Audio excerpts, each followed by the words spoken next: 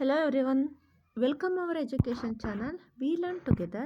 Karnataka TET 2024 ವಿಜ್ಞಾನ ವಿಷಯಕ್ಕೆ ಸಂಬಂಧಪಟ್ಟಂತಹ ಕೊನೆ ಕ್ಷಣದ ತಯಾರಿಯನ್ನು ಈ ದಿನ ನೋಡೋಣ.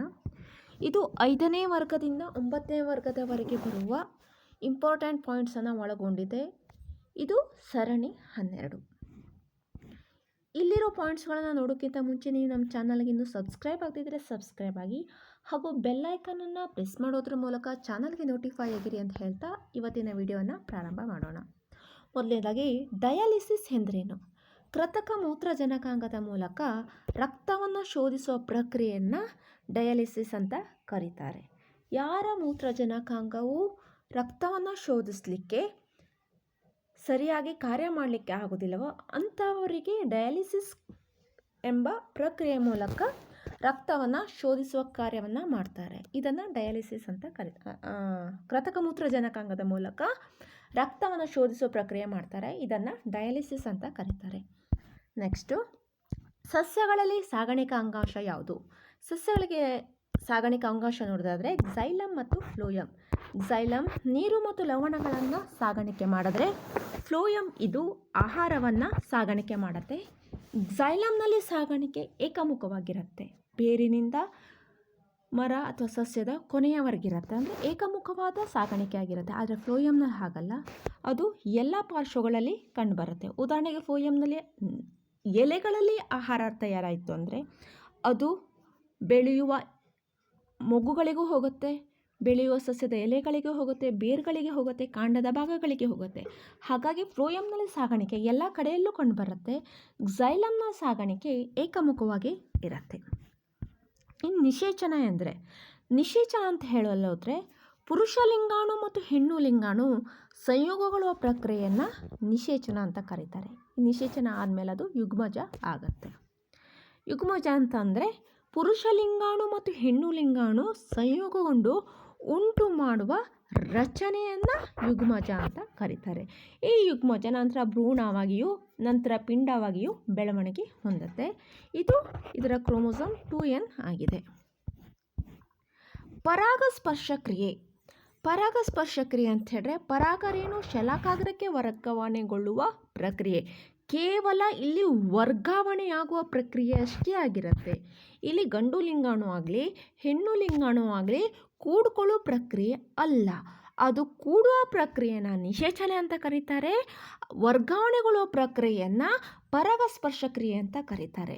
ಈ ಪರಾಗಸ್ಪರ್ಶ ಕ್ರಿಯೆಯಲ್ಲಿ 2 ವಿಧ ಈಗಾಗಲೇ ಹೇಳಲಾಗಿದೆ: ಸ್ವಕೀಯ ಪರಾಗಸ್ಪರ್ಶ ಕ್ರಿಯೆ ಮತ್ತು ಪರಕೀಯ ಪರಾಗಸ್ಪರ್ಶ ಕ್ರಿಯೆ.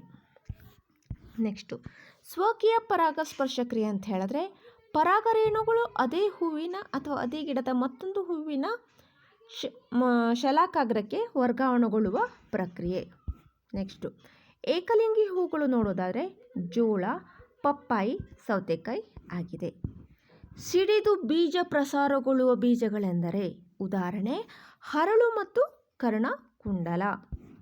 ವೃಕ್ಷ ಕಿರೀಟ ಅಂದರೆ ಮರದ ಕಾಂಡದ ಮೇಲಿನ ಕವಲೊಡೆದ ಭಾಗ. ಮರ ಇದೆ ಅಂತ ತಿಳ್ಕೊಳ್ಳಿ, ಇದು ಅನೇಕ ಕವಲುಗಳಾಗಿ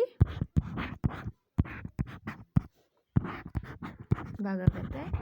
ಈ ಮೇಲಿನ ಭಾಗವನ್ನು ವೃಕ್ಷ ಕಿರೀಟ ಅಂತ ಕರೀತಾರೆ. ನೆಕ್ಸ್ಟ್, ಕಾಡಿನ ಪರಿಸರಕ್ಕೆ ಸಂಬಂಧಿಸಿದಂತೆ ಕೆಲ ಸ್ತರವನ್ನು ಉಂಟು ಮಾಡೋ ಸಸ್ಯವರ್ಗವನ್ನು ಏನಂತ ಕರೀತಾರೆ? ಅದನ್ನು ಪೊದೆಗಳು ಮತ್ತು ಎತ್ತರವಾದ ಹುಲ್ಲುಗಳು, ಗಿಡಮೂಲಿಕೆಗಳಂತ ಕರೀತಾರೆ. ಹಾಗಾದರೆ ಮೇಲ್ಸ್ತರವನ್ನು ಯಾವುದು ಆಕ್ರಮಣ ಮಾಡುತ್ತೆ? ಮೇಲ್ಸ್ತರವನ್ನು ಅತಿ ಎತ್ತರದ ಮರಗಳು ಆಕ್ರಮಣ ಮಾಡುತ್ತೆ. ಇನ್ನು ಕೆಲ ಸ್ತರದಲ್ಲಿ ಪೊದೆಗಳು, ಎತ್ತರವಾದ ಹುಲ್ಲುಗಳು ಮತ್ತು ಗಿಡಮೂಲಿಕೆಗಳು ಕಂಡುಬರುತ್ತೆ. ಮಧ್ಯದ ಸ್ತರದಲ್ಲಿ ಪೊದರೆಗಳು ಕಂಡುಬರುತ್ತೆ. ವೇಗ ಎಂದರೆ ನಿರ್ದಿಷ್ಟ ಕಾಯದಲ್ಲಿ ಕಾಯಗಳು ಚಲಿಸಿದ ದೂರ, ಅಂದರೆ ವಸ್ತುಗಳು ಚಲಿಸಿದ ದೂರವನ್ನು ವೇಗ ಅಂತ ಕರೀತಾರೆ. ನೆಕ್ಸ್ಟ್, ಜವ ಅಂದರೆ ಒಂದು ಏಕಮಾನ ಕಾಲದಲ್ಲಿ ಕಾಯವು ಚಲಿಸಿದ ದೂರ. ಏಕಮಾನ ಕಾಲ ಟಿ, ಕಾಯವು ಚಲಿಸಿದ ದೂರ ಎಸ್ ಅಂದರೆ ಡಿಸ್ಟೆನ್ಸ್. ಇದರ ಏಕಮಾನ ನೋಡೋದಾದರೆ ಮೀಟರ್ ಪರ್ ಸೆಕೆಂಡ್. ಇನ್ನು ಅಂದರೆ ಸರಾಸರಿ ಜವ ಕಾಯವು ಕ್ರಮಿಸಿದ ಒಟ್ಟು ದೂರ ಮತ್ತು ತೆಗೆದುಕೊಂಡ ಒಟ್ಟು ಕಾಲದ ನಡುವಿನ ಅನುಪಾತ ಆಗಿದೆ. ಉದಾಹರಣೆ ತೆಗೆದುಕೊಳ್ಳಲಿಕ್ಕೆ ಹೋದರೆ 3 ಬಿಂದುವನ್ನು ಗುರುತು ಮಾಡೋಣ ನಾವು. A B C. ಇಲ್ಲಿ ಕಾಯು ಎಯಿಂದ ಬಿಗೆ 5 ಕಿಲೋಮೀಟರ್ ಚಲಿಸುತ್ತೆ. ಎಷ್ಟು? 5 ಗಂಟೆಯಲ್ಲಿ, 5 ನಿಮಿಷದಲ್ಲಿ. ಅದೇ ಬಿಯಿಂದ ಸಿಗೆ 10 ಕಿಲೋಮೀಟರ್ ಚಲಿಸುತ್ತೆ. ಎಷ್ಟು ನಿಮಿಷದಲ್ಲಿ? 6 ನಿಮಿಷದಲ್ಲಿ. ಹಾಗಾದರೆ ಅದರ ಸರಾಸರಿ ಜವ ನೋಡಬೇಕಂತಾದರೆ ಒಟ್ಟು ಕಾಯು ಚಲಿಸಿದ ಒಟ್ಟು ದೂರ ಅಂದರೆ 15 ಕಿಲೋಮೀಟರ್ ಆಗಿದೆ. ಅದೇ ತೆಗೆದುಕೊಂಡ ಒಟ್ಟು ಕಾಲದ ನಡುವಿನ ಅನುಪಾತ ಅಂದರೆ 16 ನಿಮಿಷ ಅಂತಾಗಿದೆ. ಈ ಕಿಲೋಮೀಟರ್ ನಿಮಿಷವನ್ನು ಮೀಟರ್ ಪರ್ ಸೆಕೆಂಡಲ್ಲಿ ನಾವು ಕನ್ವರ್ಟ್ ಮಾಡಿ ನಂತರ ಸರಾಸರಿ ಜವವನ್ನು ಕಂಡುಹಿಡಿಬೇಕಾಗತ್ತೆ. ನೆಕ್ಸ್ಟ್, ಸರಳ ಲೋಲಕದ ಚಲನೆಯು ಯಾವ ರೀತಿಯ ಚಲನೆಯಾಗಿದೆ? ಸರಳ ಲೋಲಕದ ಚಲನೆಯು ಆವರ್ತಕ ಚಲನೆಯಾಗಿದೆ. ಆವರ್ತನ ಅವಧಿ ಎಂದರೇನು? ಒಂದು ವಸ್ತು ಪೂರ್ಣ ಆಂದೋಲನವನ್ನು ಕ್ರಮಿಸಲು ತೆಗೆದುಕೊಳ್ಳುವ ಕಾಲವನ್ನು ಆವರ್ತನ ಅವಧಿ ಅಂತ ಕರೀತಾರೆ. ಉದಾಹರಣೆಗೆ ನೋಡೋಣ. ಎ ಎಂಬ ಬಿಂದು ಇದೆ, ಬಿ ಎನ್ನುವ ಬಿಂದುವಿದೆ. ಒಂದು ವಸ್ತುವು ಎಯಿಂದ ಬಿಗೆ ತೆಗೆದುಕೊಂಡು ಹೋಗಲು ಅಥವಾ ಕ್ರಮಿಸಲು ತೆಗೆದುಕೊಳ್ಳುವ ಕಾಲವನ್ನು ಆವರ್ತನ ಅವಧಿ ಅಂತ ಹೇಳ್ತೇವೆ. ಅಥವಾ ಒಂದು ವಸ್ತು ಎಯಿಂದ ಪ್ರಾರಂಭವಾಗಿ ಬಿಗೆ ಹೋಗಿ ನೆಕ್ಸ್ಟ್ ಮತ್ತೆ ಎ ಬಿಂದುವಿಗೆ ಬರಬೇಕು, ಅದು ಕೂಡ ಒಂದು ಆವರ್ತನ ಅಂತ ತೆಗೆದುಕೊಳ್ಳುತ್ತೇವೆ. ಒಟ್ಟು ಒಂದು ವಸ್ತು ಪೂರ್ಣ ಆಂದೋಲನವನ್ನು ಕ್ರಮಿಸಲು ತೆಗೆದುಕೊಳ್ಳುವ ಕಾಲವೇ ಆವರ್ತನ ಅವಧಿ ಆಗಿದೆ. ಗೆಲಿಲಿಯೋ ಇವರು ಲೋಲಕದ ಮೇಲೆ ಪ್ರಯೋಗ ನಡೆಸಿದ ಪರಿಣಾಮವಾಗಿ ಕಂಡುಕೊಂಡ ಅಂಶ ಯಾವುದು? ನಿಗದಿತ ಉದ್ದದ ಲೋಲಕವು ತನ್ನ ಒಂದು ಆಂದೋಲನಕ್ಕಾಗಿ ಯಾವಾಗಲೂ ಸಮಾನ ಕಾಲಾವಧಿಯನ್ನು ತೆಗೆದುಕೊಳ್ಳುತ್ತದೆ. ನೆಕ್ಸ್ಟು, ಜವದ ಅಂತಾರಾಷ್ಟ್ರೀಯ ಮೂಲಮಾನ ಯಾವುದು? Meter per second. ಇನ್ನು ಸ್ಪೀಡೋಮೀಟರ್ ಮತ್ತು ಓಡೋಮೀಟರ್ ಯಾವುದಕ್ಕೆ ಉಪಯೋಗಿಸುವರು? ಸ್ಪೀಡೋಮೀಟರನ್ನು ಜವವನ್ನು ಅಳೆಯಲು ಉಪಯೋಗಿಸಿದ್ರೆ ಓಡೋಮೀಟರನ್ನು ಚಲಿಸಿದ ದೂರ ಎಷ್ಟೊಂದು ನೋಡಲಿಕ್ಕೆ ಬಳಕೆ ಮಾಡೋರು. ಸ್ಥಿರ ಜವದೊಂದಿಗೆ ಚಲಿಸುತ್ತಿರೋ ಒಂದು ಕಾಯದ ದೂರ ಕಾಲ ನಕ್ಷೆಯು ಯಾವ ರೂಪದಲ್ಲಿರುವುದು? ಅದು ಒಂದು ಸರಳ ರೇಖೆಯಾಗಿ ಇರುವುದು. ಉದಾಹರಣೆಗೆ 0 ಬಿಂದುವಿಂದ ಪ್ರಾರಂಭಿಸಿದೆ, ಇಲ್ಲಿ ಟಿ, ಇಲ್ಲಿ ಎಸ್ ಅಂತ ಹೇಳ್ಕೊಳ್ಳೋಣ. ಅದು 0 ಸೆಕೆಂಡ್ನಲ್ಲಿ 0ನಲ್ಲಿ ಇತ್ತು, ಅಂದರೆ ಆರಂಭಿಕ ಸ್ಥಾನದಲ್ಲಿತ್ತು.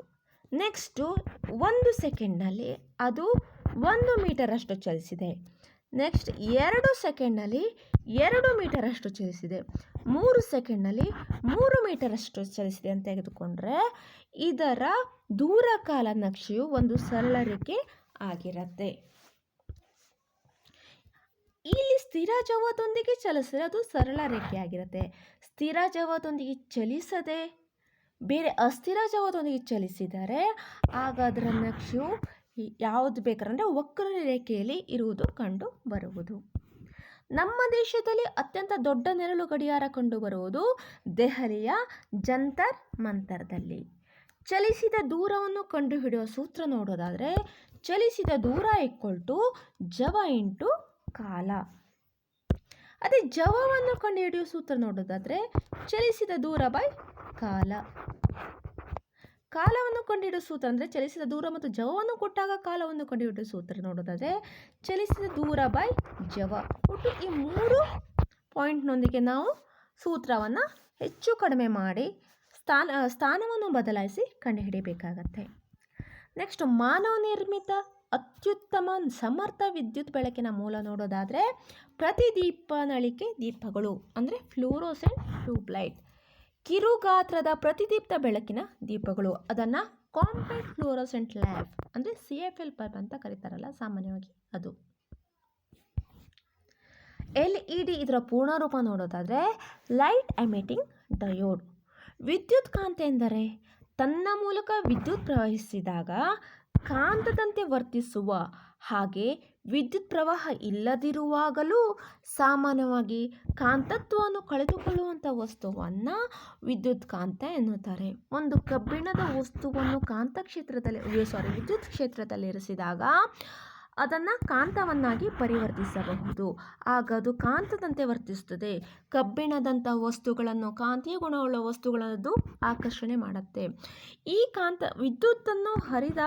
ವಿದ್ಯುತ್ ಹರಿಯುವುದನ್ನು ಬಂದ್ ಮಾಡಿದಾಗ, ಸ್ಟಾಪ್ ಮಾಡಿದಾಗ ಆಗ ಆ ವಸ್ತು ಕಾಂತತ್ವವನ್ನು ಕಳೆದುಕೊಳ್ಳುತ್ತದೆ. ಕಾಂತೀಯ ವಸ್ತುಗಳನ್ನು ಅಟ್ರಾಕ್ಷನ್ ಮಾಡುವುದಿಲ್ಲ. ಇಂಥ ವಸ್ತುವನ್ನು ವಿದ್ಯುತ್ ಕಾಂತಿ ಅಂತ ಕರೀತಾರೆ. ಇನ್ನು ರಕ್ತದಲ್ಲಿರೋ ಕೆಂಪು ವರ್ಣಿಕೆ ಹೆಸರು ನೋಡೋದಾದರೆ ಹಿಮೋಗ್ಲೋಬಿನ್. ನಮ್ಮ ದೇಹದಲ್ಲಿ ತ್ಯಾಜ್ಯಗಳು ಯಾವ ರೂಪದಲ್ಲಿ ಹೊರಹಾಕುವುದು? ಇದು ಬೆವರಿನ ರೂಪದಲ್ಲಿ ಹೊರಹಾಕುತ್ತೆ, ಮೂತ್ರದ ರೂಪದಲ್ಲಿ ಹೊರಹಾಕುತ್ತೆ, ಜೊತೆಗೆ ಕಾರ್ಬನ್ ಡೈಆಕ್ಸೈಡ್ ರೂಪದಲ್ಲಿ ಹೊರಕ್ಕೆ ಹಾಕುತ್ತದೆ. ಅಪಧಮನಿಗಳ ರಕ್ತನಾಳಗಳ ಮುಖ್ಯ ಗುಣಲಕ್ಷಣ ನೋಡೋದಾದರೆ ಇದು ದಪ್ಪನಾದ ಸ್ಥಿತಿಸ್ಥಾಪಕ ಭಿತ್ತಿಯನ್ನು ಹೊಂದಿದ್ದು ಕವಾಟಗಳನ್ನು ಹೊಂದಿರೋದಿಲ್ಲ. ಕವಾಟಗಳನ್ನು ಯಾಕೆ ಹೊಂದಿರೋದಿಲ್ಲ ಅಂತ ನೋಡೋದಾದರೆ ಅಪಧಮನಿಗಳಲ್ಲಿ ರಕ್ತವು ಹೆಚ್ಚಿನ ಒತ್ತಡದಲ್ಲಿ ಹರಿಯುತ್ತೆ. ಪರಿಣಾಮವಾಗಿ ಯಾವುದೇ ಕಾರಣದಲ್ಲಿ ಅದು ಹಿಂದಕ್ಕೆ ಬರುವ ಅವಕಾಶಗಳೇ ಇರುವುದಿಲ್ಲ. ಯಾವ ರಕ್ತವು ಹಿಂದಕ್ಕೆ ಬರೋ ಅವಕಾಶ ಇರುತ್ತೋ ಅಲ್ಲಿಯ ಮಾತ್ರ ಕವಾಟಗಳ ಅವಶ್ಯಕತೆ ಇರುತ್ತೆ. ಇಲ್ಲಿ ಅತ್ಯಂತ ಹೆಚ್ಚಿನ ಪ್ರಮಾಣದಲ್ಲಿ ಒತ್ತಡದಲ್ಲಿ ಹರಿಯುವುದರಿಂದ ಕವಾಟದ ಅವಶ್ಯಕತೆ ಇರುವುದಿಲ್ಲ. ನೆಕ್ಸ್ಟ್, ದಪ್ಪನಾದ ಸ್ಥಿತಿಸ್ಥಾಪಕ ಭಿತ್ತಿಯನ್ನು ಹೊಂದಿರೋದರಿಂದ ಹೆಚ್ಚಿನ ಒತ್ತಡದಲ್ಲಿ ಅದು ಹರಿದ್ರೂ ಕೂಡ ಯಾವುದೇ ರೀತಿಯ ಆಘಾತ ಅದಕ್ಕೆ ಆಗುವುದಿಲ್ಲ. ಇನ್ನು ಅಭಿಧಮನಿ ರಕ್ತನಾಳ ನೋಡೋದಾದರೆ ಅಲ್ಲಿ ಭಿತ್ತಿಯು ಕೂಡ ತೆಳುವಾಗಿದ್ದು ಕವಾಟಗಳನ್ನದು ಹೊಂದಿರುತ್ತೆ. ಬಾಷ್ಪ ವಿಸರ್ಜನಾ ಪ್ರಕ್ರಿಯೆ ಅಂತ ಹೇಳಿದ್ರೆ ಅನಗತ್ಯವಾದ ನೀರನ್ನು ಎಲೆಗಳ ಮೇಲ್ಮೈನಲ್ಲಿರುವ ಪತ್ರರಂಧ್ರಗಳ ಮೂಲಕ, ಇದೊಂದು ಇಂಪಾರ್ಟೆಂಟ್ ನೋಡ್ಕೊಳ್ಳಿ ಸರಿಯಾಗಿ, ಎಲೆಗಳ ಮೇಲ್ಮೈನಲ್ಲಿರುವ ಪತ್ರರಂಧ್ರಗಳ ಮೂಲಕ ಆವಿಯಾಗಿಸುವ ಪ್ರಕ್ರಿಯೆಯನ್ನು ಬಾಷ್ಪ ವಿಸರ್ಜನೆ ಅಂತ ಕರೀತಾರೆ. ಇನ್ನು ಯೂರಿಕ್ ಆಮ್ಲದ ರೂಪದಲ್ಲಿರುವ ತ್ಯಾಜ್ಯ ಉತ್ಪನ್ನಗಳನ್ನು ಹೊರಹಾಕುವ ಜೀವಿಗಳಂತ ಹೇಳಿದ್ರೆ ಪಕ್ಷಿಗಳು ಮತ್ತು ಸರೀಸೃಪಗಳು. ಇವು ಯೂರಿಕ್ ಆಮ್ಲದ ರೂಪದಲ್ಲಿ ಹೊರಕಾಗತ್ತೆ. ಮೀನುಗಳು ಅಮೋನಿಯಾ ರೂಪದಲ್ಲಿ ಹೊರಕಾಗತ್ತೆ. ಇನ್ನು ನಾವುಗಳು ಯಾವ ರೂಪದಲ್ಲಿ ಹೊರಕಾಕುತ್ತೇವೆ ಅದನ್ನು ನೀವು ಕಮೆಂಟ್ ಮೂಲಕ ತಿಳಿಸಿ. ನೆಕ್ಸ್ಟ್, ಹೃದಯ ಬಡಿತವನ್ನು ಅಳೆಯುವ ಉಪಕರಣ ಯಾವುದು? ಸ್ಟೆಥೋಸ್ಕೋಪ್ ಆಗಿದೆ. ಚರಂಡಿ ನೀರಿನಲ್ಲಿ ಕಂಡುಬರುವ ಬ್ಯಾಕ್ಟೀರಿಯಾ ನೋಡೋದಾದರೆ ವಿಬ್ರಿಯೋ ಕೊಲರೆ, ಸಾಲ್ಮೊನೆಲ್ಲಾ ಪ್ಯಾರಾಟೈಫಿ. ಈ ವಿಬ್ರಿಯೋ ಕೊಲರೆ ಕಾಲರಾ ರೋಗವನ್ನು ಹರಡುತ್ತೆ. ಸಾಲ್ಮೊನೆಲ್ಲಾ ಪ್ಯಾರಾಟೈಫಿ ಇದು ಟೈಫಾಯ್ಡನ್ನು ಹರಡುತ್ತೆ. ನೆಕ್ಸ್ಟ್, ಹ್ಯೂಮಸ್ ಕಂಡುಬರೋದು ಮಣ್ಣಿನ ಯಾವ ಸ್ತರದಲ್ಲಿ ಕಂಡುಬರುವುದು? ಎ ಸ್ತರ, ಬಿ ಸ್ತರ ಮತ್ತು ಸಿ ಸ್ತರ ಎಂಬ ಸ್ತರವನ್ನು ಮಾಡಿದ್ದಾರೆ. ಈ ಎ ಸ್ತರದಲ್ಲಿ ಹ್ಯೂಮಸ್ ಕಂಡುಬರುತ್ತೆ. ಯಾಕಂತ ಹೇಳಿದ್ರೆ ಅಲ್ಲಿ ಸೂಕ್ಷ್ಮಾಣು ಜೀವಿಗಳು ಹೆಚ್ಚಿನ ಪ್ರಮಾಣದಲ್ಲಿ ಕಂಡುಬರುತ್ತೆ. ಜೊತೆಗೆ ಮರದ ಎಲೆಗಳಿರ್ಬೋದು, ಕೊಳೆತ ಸಸ್ಯಗಳಿರ್ಬೋದು, ಕೊಳೆತ ಪ್ರಾಣಿಗಳು ಅಲ್ಲಿ ಕಂಡುಬರ್ತವೆ. ಇವುಗಳ ಮೇಲೆ ಸೂಕ್ಷ್ಮಾಣು ಜೀವಿಗಳು ವರ್ತನೆ ಮಾಡುತ್ತೆ. ಪರಿಣಾಮವಾಗಿ ಅಲ್ಲಿ ಹೆಚ್ಚಿನ ಪೋಷಕಾಂಶಗಳು ಬಿಡುಗಡೆಯಾಗುತ್ತೆ. ಪರಿಣಾಮವಾಗಿ ಪೋಷಕಾಂಶವುಳ್ಳ ಹ್ಯೂಮಸ್ ಮಣ್ಣು ಕಂಡುಬರುತ್ತೆ. ನೆಕ್ಸ್ಟು, ಮಧ್ಯದ ಪದರ ಬಿ ಸ್ತರವಾಗಿದ್ದು ಹ್ಯೂಮಸ್ ಪ್ರಮಾಣ ಕಡಿಮೆ ಇರುತ್ತದೆ. ಆದರೆ ಹೆಚ್ಚಿನ ಪ್ರಮಾಣದಲ್ಲಿ ಖನಿಜಾಂಶಗಳನ್ನು ಒಳಗೊಂಡಿದ್ದು ಗಟ್ಟಿಯಾಗಿ ಹೆಚ್ಚು ಒತ್ತೊತ್ತಾಗಿ ಇರುತ್ತೆ. ಆದರೆ ಎ ಸ್ತರದಲ್ಲಿ ನೋಡೋದಾದರೆ ಮಣ್ಣುಗಳು ರಂಧ್ರಮಯವಾಗಿರುತ್ತೆ. ಸುಲಭವಾಗಿ ನೀರು ಆಳಕ್ಕೆ ಹೋಗುವಂಗೆ ಸಹಾಯಕವಾದ ಮಣ್ಣು ಅಲ್ಲಿರುತ್ತೆ. ಮಣ್ಣಿನ ಕಣಗಳ ಮಧ್ಯೆ ಗಾಳಿಯ ಕಣಗಳು ಅಂದರೆ ಗಾಳಿ ಒಳಗೆ ಹೋಗಲಿಕ್ಕೆ ಸಹಾಯಕವಾಗುವಂತೆ ಅಲ್ಲಿ ರಚನೆಯಾಗಿರುತ್ತೆ. ಲಾಸ್ಟ್ ಪದರ ಮಣ್ಣಿನದು ಸಿ ಪದರ. ಅಲ್ಲಿ ಬಿರುಕುಗಳು ಮತ್ತು ರಂಧ್ರನೊಳಗೊಂಡ ಸಣ್ಣ ಸಣ್ಣ ಕಲ್ಲಿನ ಚೂರುಗಳು ಕಂಡು ಬರ್ತದೆ. ಜೊತೆಗೆ ಕಷ್ಟವಾದ ಕಲ್ಲು ಹಾಸುಗಳು ಕೂಡ ಅಲ್ಲಿ ಕಂಡು ಬರುವುದು. ಇನ್ನು ಕಳಿ ಮಣ್ಣು ಅಂತಂದ್ರೇನು? ದೊಡ್ಡ ಕಣಗಳು ಮತ್ತು ಸೂಕ್ಷ್ಮ ಕಣಗಳು ಸಮವಾಗಿರುವಂಥ ಮಣ್ಣುಗಳನ್ನು ಕಳಿ ಮಣ್ಣು ಅಂತ ಕರೀತಾರೆ. ಈ ಮಣ್ಣು ಸಸ್ಯಗಳು ಬೆಳೆಯಲು ಅತ್ಯುತ್ತಮ ಮಣ್ಣಾಗಿದೆ. ಇನ್ನು ಜೇಡಿಯುಕ್ತ ಮಣ್ಣಿನಲ್ಲಿ ದೊಡ್ಡ ಕಣಗಳು ಸೂಕ್ಷ್ಮ ಕಣಗಳಿಗಿಂತ ಅಧಿಕ ಪ್ರಮಾಣದಲ್ಲಿ ಇರುತ್ತದೆ. ನೀರು ಇಂಗುವ ಪ್ರಮಾಣ ದರವನ್ನು ಕಂಡುಹಿಡಿಯುವ ಸೂತ್ರ ನೋಡೋದಾದರೆ ನೀರು ಇಂಗುವ ದರ ಇಕ್ವಲ್ಟು ನೀರಿನ ಪ್ರಮಾಣ ಎಷ್ಟಿದೆ ಮತ್ತು ನೀರು ಇಂಗುವ ಕಾಲ. ಇನ್ನು ಹತ್ತಿಯನ್ನು ಬೆಳೆಯಲು ಯೋಗ್ಯವಾದ ಮಣ್ಣು ಮರಳು ಮಿಶ್ರಿತ ಕಳಿ ಮಣ್ಣು. ಜೇಡಿ ಮಣ್ಣು ಮತ್ತು ಕಳಿ ಮಣ್ಣು ಯಾವ ವಿಧದ ಬೆಳೆಗೆ ಯೋಗ್ಯವಾಗಿದೆ? ಗೋಧಿ, ದ್ವಿದಳ ಧಾನ್ಯ ಮತ್ತು ಭತ್ತದಂತಹ ಬೆಳೆಗಳಿಗೆ ಯೋಗ್ಯವಾಗಿದೆ. ಜೀವಕೋಶ. ಜೀವಕೋಶ ಅಂದರೆ ಜೀವಿಯ ರಚನಾತ್ಮಕ ಮತ್ತು ಕಾರ್ಯಾತ್ಮಕ ಘಟಕವನ್ನು ಜೀವಕೋಶ ಅಂತ ಕರೀತಾರೆ.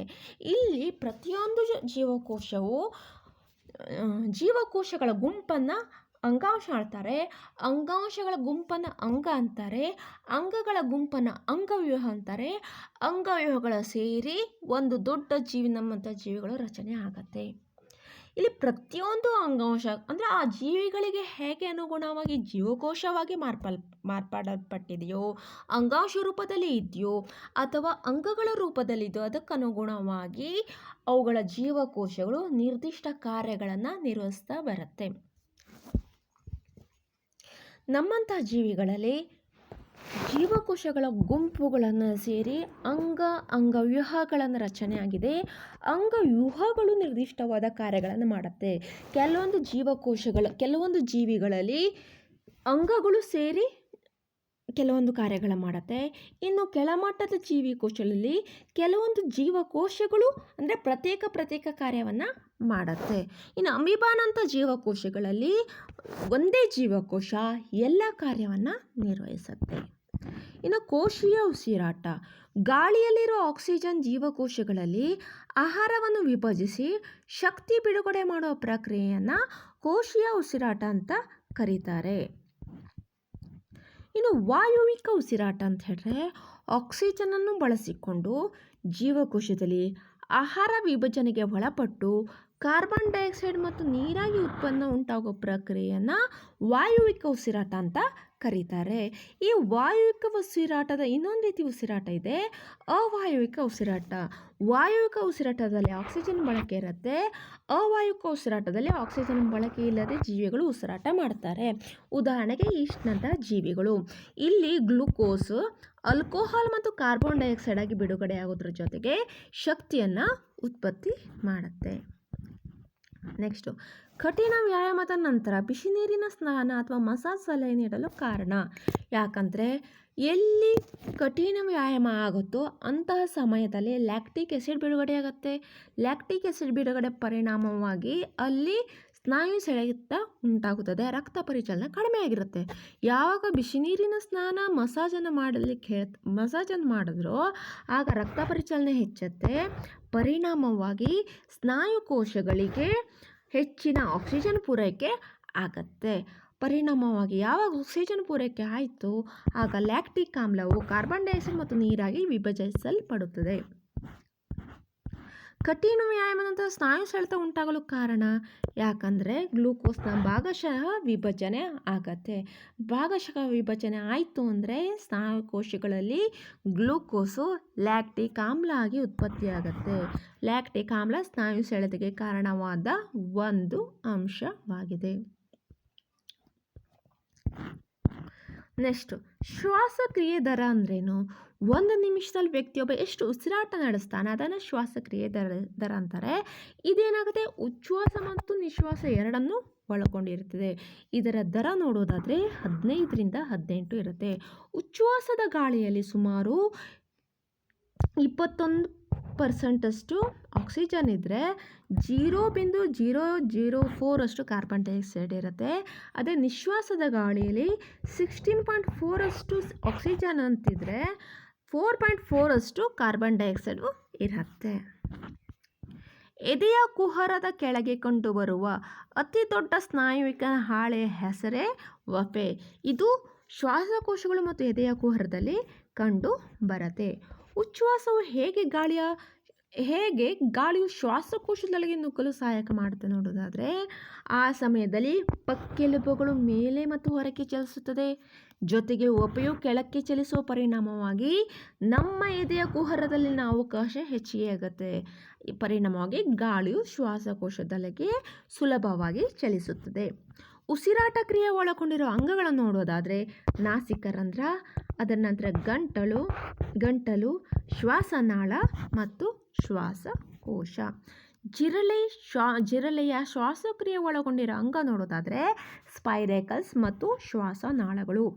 ಕಪ್ಪೆಯು ಯಾವುದರಿಂದ ಉಸಿರಾಡುತ್ತದೆ ನೋಡೋದಾದರೆ ಚರ್ಮದ ಮೂಲಕ. ಅದೇ ಮೀನಲ್ಲಾದರೆ ಕಿವಿಗಳ ಮೂಲಕ, ನಮ್ಮಲ್ಲಿ ಮೂಗಿನ ನಂತರ ಶ್ವಾಸಕೋಶಗಳ ಮೂಲಕ.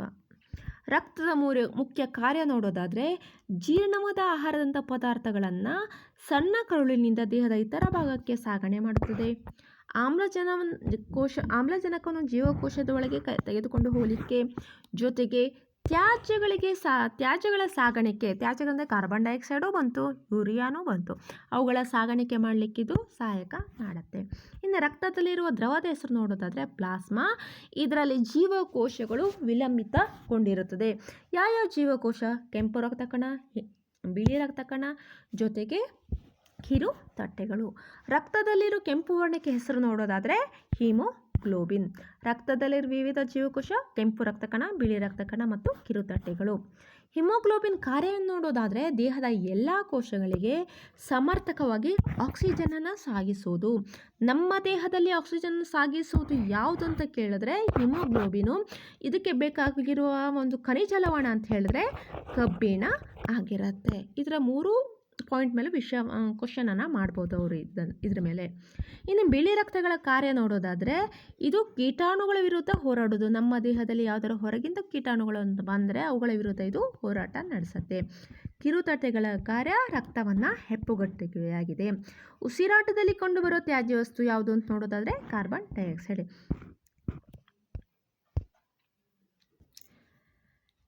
ಇಲ್ಲಿಯವರೆಗೂ ಸುಮಾರು ನಾವು 55 ಕ್ವಶನನ್ನು ಕವರ್ ಮಾಡಿದ್ದೇವೆ. ಮುಂದಿನ ಅವಧಿಯಲ್ಲಿ ಇನ್ನಷ್ಟು ಕ್ವಶನನ್ನು ನಾವು ನೋಡ್ತಾ ಹೋಗೋಣ.